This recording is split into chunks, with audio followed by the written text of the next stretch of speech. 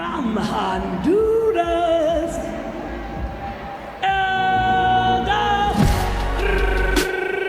Nice, another sweeping outside, follows up with the double. Gives him the win, Elder Cruz.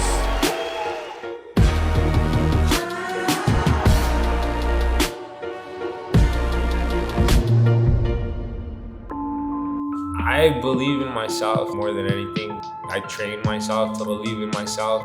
Basically, before Jiu-Jitsu was just wrestling.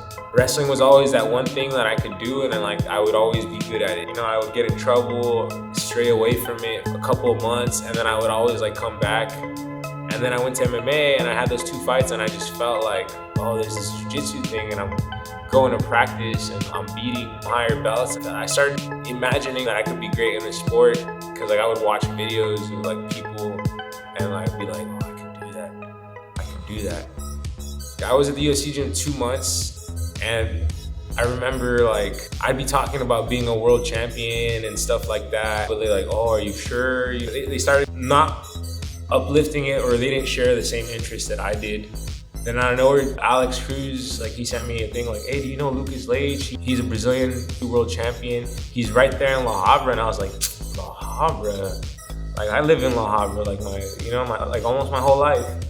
And when I walked in, I'm very I believe in signs and stuff, but when I saw the Honduran flag right here, I was like, dude, this is it. This is it. This is the spot. And I came to a competition class, and there was world champions in the gym, and I would talk about being a world champion, and people were like, yeah, you can do it. Luckily, the people that were there that first practice uplifted me that I could do those things. This is just the spot. I just know I grew so much that I belong up there, with the best. I'm gonna be the best. I want to be the best. Elder Cruz coming into this bracket with so much confidence.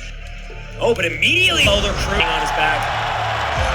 Cruz is the smaller athlete, but he's really doing most of the work right here. And now Cruz turns it into a single. That was beautiful. Now That's what I'm talking about. The outside kick exposed the back.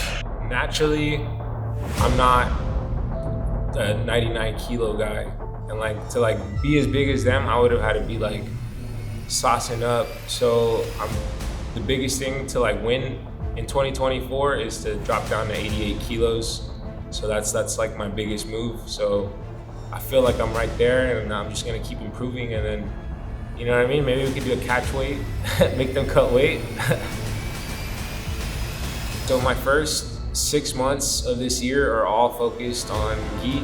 My goal is to be a medium heavyweight world champion in June, and I want to compete every month in the gi. I'm going to do the Austin Open, and then figuring out February, then LA Open in March, the Pan Americans, and then another tournament, and then the World Championships. I feel when you have things lined up, even the small ones, it's just to start gaining momentum leading up to the tournament. And then after that, the next 6 months is all gonna be focused on ADCC trials in October.